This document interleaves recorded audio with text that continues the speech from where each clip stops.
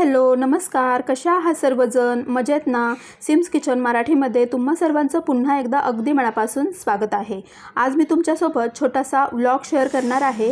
दिवाळीचे पदार्थ खाऊन खूप जास्त कंटाळा आला होता, त्यामुळे मी आमच्या पद्धतीची म्हणजे सातारा कराड पद्धतीची झणझणीत अशी उडदाच्या डाळीची आमटी बनवलेली आहे आणि त्याचा व्हिडिओसुद्धा मी तुमच्यासोबत शेअर केलेला आहे।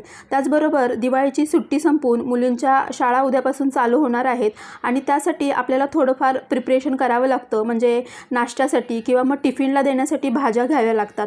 तर हे सर्व या व्हिडिओमध्ये मी तुमच्यासोबत शेअर केलेलं आहे। याआधी तुम्ही आपल्या चॅनलवरती बरेचसे रेसिपीचे व्हिडिओज पाहिलेले आहेत, मध्ये मध्ये असे व्लॉगसुद्धा तुम्हाला पाहायला भेटतील। उद्यापासून स्कूल चालू होणार आहे आणि मग नाश्त्याची तयारी इथे आपण करतोय। तर इथे माझ्याकडे थोडंफार जे काही राशन शिल्लक होतं त्यामध्ये थोडेसे बॉइल्ड राईस असतात ते आणि जे इडली राईस असतात ते पण थोड्या प्रमाणात होते। तर मी ठरवलं की उद्या इडली किंवा डोसा बनवता येईल, यासाठी इडली डोशासाठीचं बॅटर बनवूयात। तर 4-5 वाजता जर डाळ तांदूळ भिजत घातले तर रात्री 11 वाजेपर्यंत अगदी छान भिजतात। मग रात्री वाटून ठेवलं म्हणजे सकाळपर्यंत हे पीठ अगदी छान फर्मेंट होतं। तर त्यामुळे इथे मी सुरुवात केली व्हिडिओची, तर तेव्हा मी पहिल्यांदा हे डाळ तांदूळ भिजत घालते। तर इथे 4 वाट्या तांदळासाठी 1 वाटी डाळ मी एका वेगळ्या भांड्यामध्ये घेतले आणि त्यामध्ये 1-1.5 चमचा एवढे मेथीदाणे टाकलेत आणि आपल्याला हे स्वच्छ धुवून घ्यायचं आहे। डाळ मी एकच वेळा धुवून घेणार आहे आणि तांदूळ मात्र 2-3 वेळा आपल्याला धुवून घ्यायचे आहेत। जर तुम्हाला वाटलं की थोडं थंड वातावरण आहे तर अशा वेळी थोड्याशा कोमट पाण्यामध्ये जर डाळ तांदूळ भिजत घातलं तरीसुद्धा ते लवकर भिजतात आणि शिवाय जर आपण कोमट पाण्यामध्ये डाळ तांदूळ भिजत घातलं तर अगदी 3 ते 4 तासामध्ये अगदी छान भिजतात सुद्धा। तरी इथे मी अगदी 4-5 वाजता हे भिजत ठेवते, त्यामुळे मी नॉर्मल पाण्यानेच हे धुतलेत आणि त्यामध्ये अगदी पुरेसं पाणी टाकून हे दोन्ही भिजत ठेवलेलं आहे। त्यामुळे संध्याकाळपर्यंत अगदी हे छान भिजणार सुद्धा आहे। मी केकची ऑर्डर घेते आणि आज मला बऱ्याच दिवसानंतर मावा केकची ऑर्डर आली होती आणि त्यांना थोडासा असा कमी गोडवाला मावा केक हवा होता, 1 किलोचा हवा होता। तर तो मी दुपारीच बनवून रेडी करून ठेवला होता आणि आता थोडासा थंड झाल्यानंतर मी त्यांना फोन केला तर ते घ्यायला गेटवरती येणार आहेत। त्यामुळे मी हा केक द्यायला त्यांना गेटवरती जाणार आणि त्यानंतर मी स्वयंपाकाला सुरुवात करणार आहे। त्यानंतर इथे मला राशन भरण्यासाठी डीमार्टला जायचं होतं, त्यामुळे स्वयंपाकसुद्धा लवकर करायचा होता, म्हणून मी इथे स्वयंपाकाची तयारी करते। तर इथे ही काळ्या पाटीची जी उडदाची डाळ असते ती मी शिजवून घेणार आहे। यासाठी एका कुकरमध्ये मी ही काढून घेतले। ही डाळ असते ती शिजायला जास्त वेळ लागतो, त्यामुळे आपण डब्यामध्ये एकाच कुकरमध्ये डाळ आणि तांदूळ शिजवू शकत नाही, त्यामुळे असं वेगळ्या कुकरमध्ये मी ही डाळ शिजत ठेवले। 1-2 वेळा धुवून घेतली, त्यानंतर त्यामध्ये चवीपुरतं मीठ टाकलं, 2-3 लसणाच्या पाकळ्या टाकल्या आणि त्यानंतर आपल्याला ही शिजवून घ्यायची आहे। थोडंसं तेल टाकायचं म्हणजे मग ही डाळ अगदी पटकन शिजते। त्यानंतर याच्या 2-3 शिट्ट्या करून घ्यायच्या आहेत। तर इथे आम्हाला उडदाच्या डाळीची आमटी असते त्याच्यासोबत भात खायला जास्त आवडतो, त्यामुळे कुकरच्या 2 डब्यामध्ये भात लावणार आहे। यासाठी तांदूळ धुवून घेते आणि जेव्हा काळी जी उडदाची डाळ असते त्याची आमटी असेल किंवा मग काळ्या घेवड्याची आमटी असेल तर त्यामध्ये आम्हाला भातासोबतच ही आमटी खायला खूप जास्त आवडते, त्यामुळे भात थोडा जास्त प्रमाणातच बनवला जातो आणि त्यासोबत भाकरीसुद्धा मी बनवणार आहे।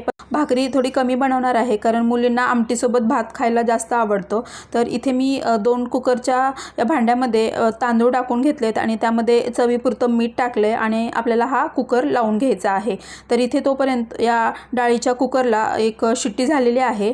दिवाळीमध्ये खूप जास्त गोडाधोडाचं किंवा मग तेलकट तुपकट खाल्लं आहे, त्यामुळे आता हे सर्व खाऊन सर्वांनाच कंटाळा आला होता। त्यामुळे घरात सर्वजण म्हणाले की काहीतरी असं झणझणीत बनव। तर काल मी पिठलं बनवलं होतं, तर आज अशी काळ्या डाळीची जी म्हणजे काळ्या पाटीची उडदाची आमटी असते तर ती मी बनवणार आहे आणि ती घरी सर्वांना खूप जास्त आवडते सुद्धा।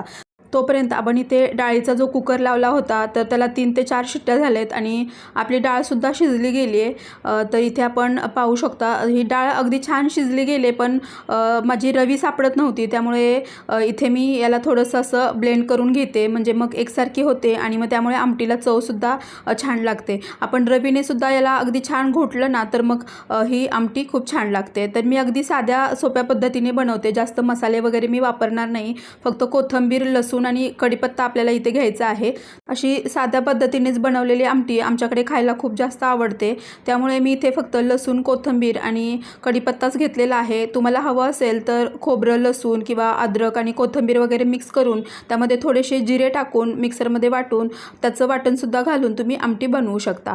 तर इथे डाळ चांगली छान आपण घोटून घेतले आणि इथे आपण आता फोडणी करतो। यासाठी भांडं गरम करत ठेवले, त्यामध्ये 2 ते 3 चमचे तेल टाकलं आणि त्यानंतर तेल गरम झाल्यानंतर मोहरी आणि जिरे टाकायचे, दोन्ही छान तडतडू द्यायचे आहेत आणि त्यानंतर आपण यामध्ये कढीपत्ता आणि लसूण टाकणार आहोत। तर आमच्याकडे गावी अशाच पद्धतीने म्हणजे वाटण वगैरे काही जास्त न घालता सिंपल अशीच आमटी बनवतात, तर त्यामुळे मी सुद्धा अशीच आमटी बनवते।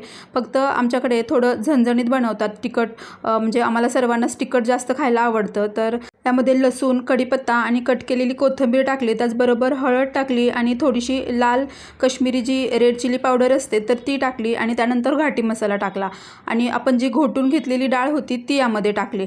तर घोटून घेतल्यामुळे या आमटीची चव खूप छान लागते आणि याला छान असं मिक्स करून घेतलं।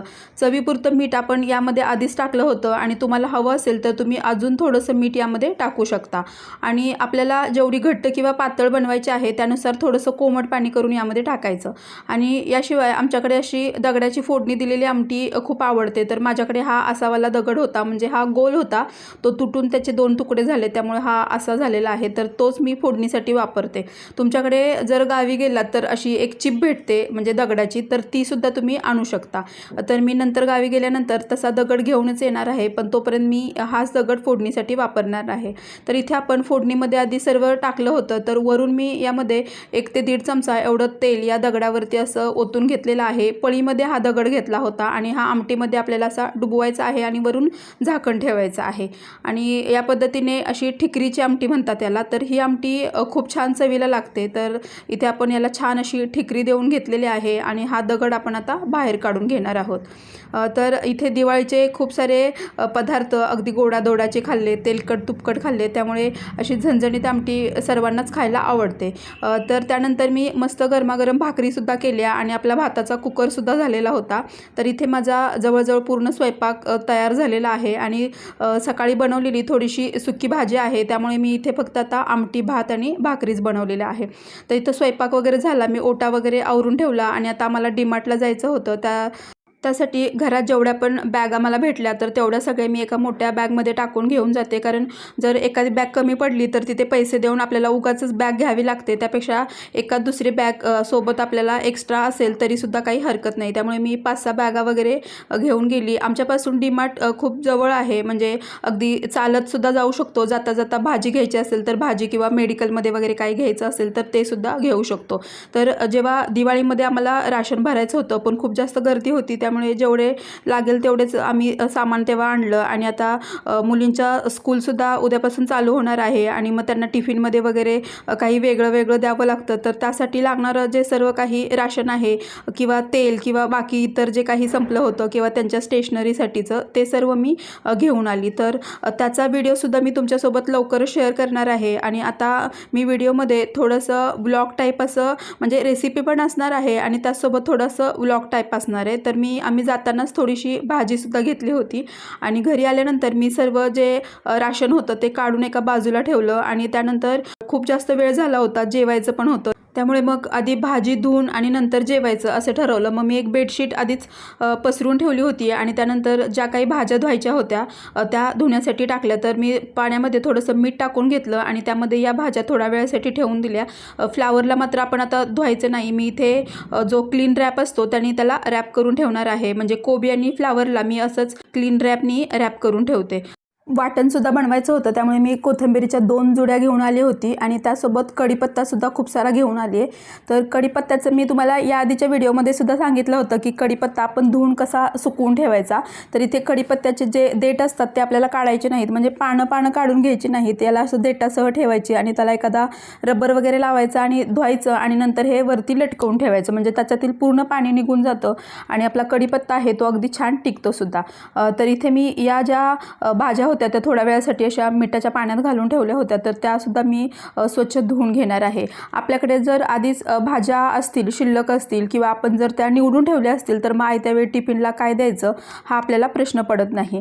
तर इथे मी फक्त ज्या पद्धतीने तयारी केली तर तेच मी तुमच्यासोबत शेअर करते, कारण यामुळे तुम्हाला पण थोडीफार आयडिया येऊ शकते. तर काय होतं की आपण मुलांना सलाडसाठी काहीतरी वेगळं देतो किंवा मग फ्रूट ब्रेकसाठी देतो किंवा मग टिफिनसाठी वेगवेगळ्या भाज्या देतो.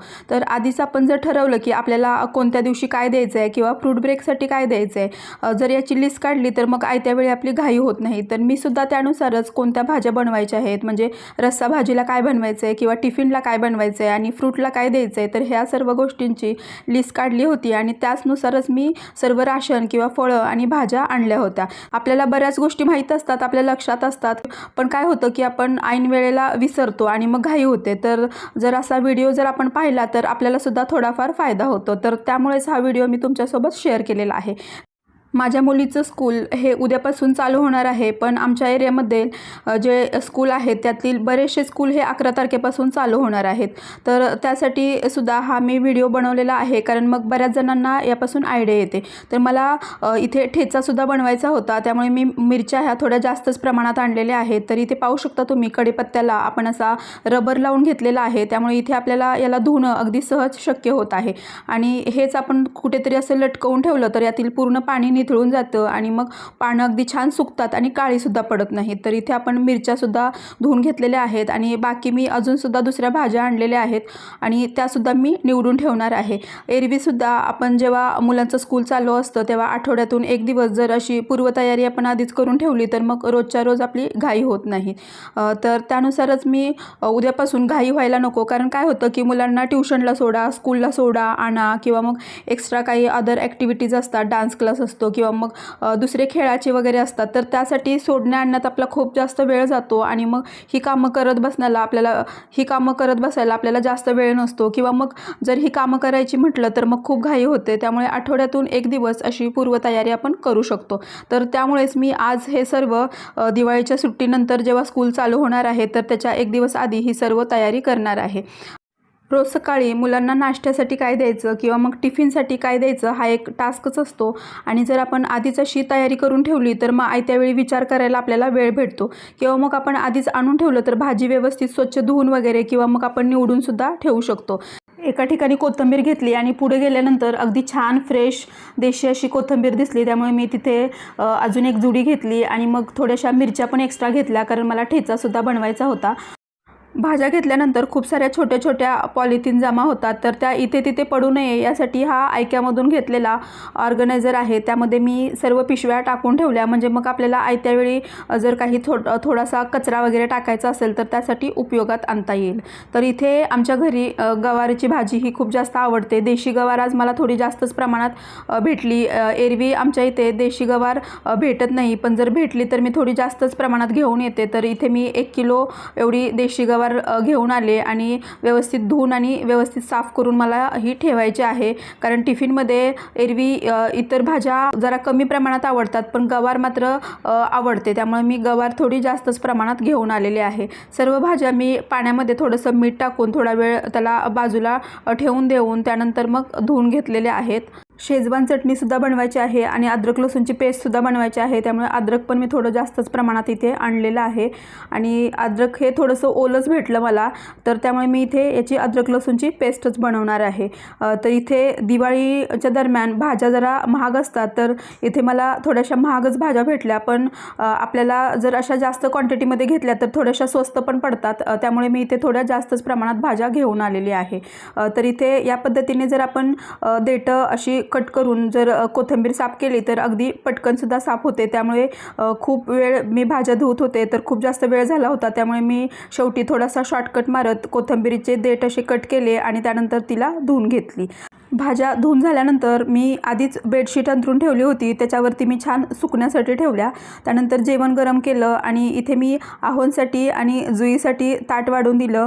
मस्त ज्वारीची भाकरी आणि उडदाचे पापड आहेत, मुळा मी कट करून घेतलेला आहे, त्यासोबत भात आहे आणि सकाळची जी शेपूची भाजी होती राहिलेली तीच वाढले आणि त्यासोबत आपण बनवलेली झणझणीत अशी उडदाची आमटी. सर्वांचं जेवण झालं आणि भांडी वगैरे आणि ओटा वगैरे आटपून झाला. त्यानंतर डाळ तांदूळ आधीच भिजत ठेवले होते आणि ते वाटून ठेवायचे होते. मग सकाळ नाश्त्यासाठी मी डोसे बनवणार होते. तर त्यासाठी हा वेट ग्राइंडर माझ्याकडे आहे. बटरफ्लाय कंपनीचा आहे. अगदी खूप छान आहे. यामध्ये आपण इडली डोशाचं बॅटर तर वाटू शकतो, याशिवाय आपण पुरणसुद्धा वाटू शकतो किंवा मग याच्यामध्ये आपण खोबरंसुद्धा किसू शकतो. म्हणजे मोदकासाठी आपल्याला जे खोबरं हवं असतं ते सुद्धा किसू शकतो.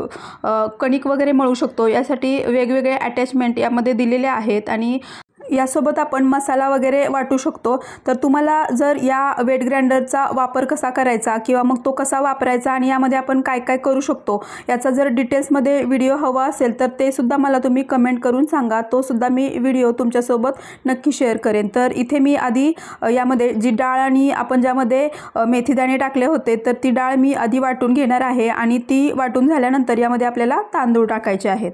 पण एरवी जेव्हा इडली डोशासाठीचं बॅटर मिक्सरमध्ये वाटतो तर काय होतं की अगदी छान फर्मेंटसुद्धा होतं, पण बनल्यानंतर इडली थोडीशी अशी चिवट होते. तर या वेट ग्राइंडरमध्ये असं बिलकुलसुद्धा होत नाही. पीठसुद्धा अगदी छान फर्मेंट होतं आणि त्यामुळे इडली डोसा अगदी छान होतो. तर इथे या पद्धतीने थोडंसं पाणी टाकत आणि थोडेसे तांदूळ ॲड करत आपल्याला हे बॅटर अगदी छान असं वाटून घ्यायचं आहे आणि अगदी 20 मिनिटात हे छान वाटलं जातं, कारण याचं स्पीड कमी आहे, तुम्ही पाहू शकता. आणि मिक्सरमध्ये अगदी जास्त स्पीडने आपण ते वाटतो, त्यामुळे ते बॅटर जास्त गरम होतं आणि त्यामुळे कदाचित इडल्या ह्या चिवट होत असतील. आणि हा वेट ग्राइंडर आपण जेव्हा चालवतो तेव्हा कंटिन्यू याच्याकडे लक्ष देण्याची काही गरज नाही. मध्ये मध्ये चेक करायचं आणि अगदी अर्ध्या तासाच्या आत हे इडली डोशासाठीचं बॅटर आहे ते तयार होतं. आणि हे बॅटर मला 2 दिवसासाठी नाश्त्यासाठी पुरणार आहे, कारण मी एक दिवस इडली बनवणार आणि एक दिवस डोसा बनवणार आहे. त्यासोबत या व्हिडिओमध्ये आपण भाज्या वगैरे किंवा राशन जे आणलेलं आहे ते सुद्धा आपण त्यापासून मुलांना टिफिनसाठी काय करता येईल हे सुद्धा आपल्यासाठी महत्त्वाचं आहे. कारण मग प्रत्येकाच्या घरी मुलं असतात आणि त्यांना खायला टिफिनसाठी वेगवेगळं हवं असतं किंवा मग नाश्त्यासाठी वेगवेगळं हवं असतं. तर इथे आपण सलाडसाठी काय देता येईल किंवा फ्रूट ब्रेकसाठी काय देता येईल, नाश्त्यासाठी काय करता येईल हे शेअर केलेलं आहे. हा व्हिडिओ तुम्हाला जरा जरी उपयुक्त वाटला असेल किंवा असे व्हिडिओ जर तुम्हाला बघायला आवडणार असतील तर कमेंट करून नक्की सांगा. आणि अजून जर तुम्ही आपल्या चॅनलला सबस्क्राईब केलं नसेल तर सबस्क्राईब करून बेल आयकॉन प्रेस करा, म्हणजे माझ्या इथून पुढे येणाऱ्या सर्व व्हिडिओचे नोटिफिकेशन सगळ्यात आधी तुमच्यापर्यंत पोहोचेल. व्हिडिओ शेवटपर्यंत पाहिल्याबद्दल तुम्हा सर्वांचे धन्यवाद. भेटूया पुढच्या व्हिडिओमध्ये. तोपर्यंत मस्त खा आणि स्वस्त रहा. थँक्यू.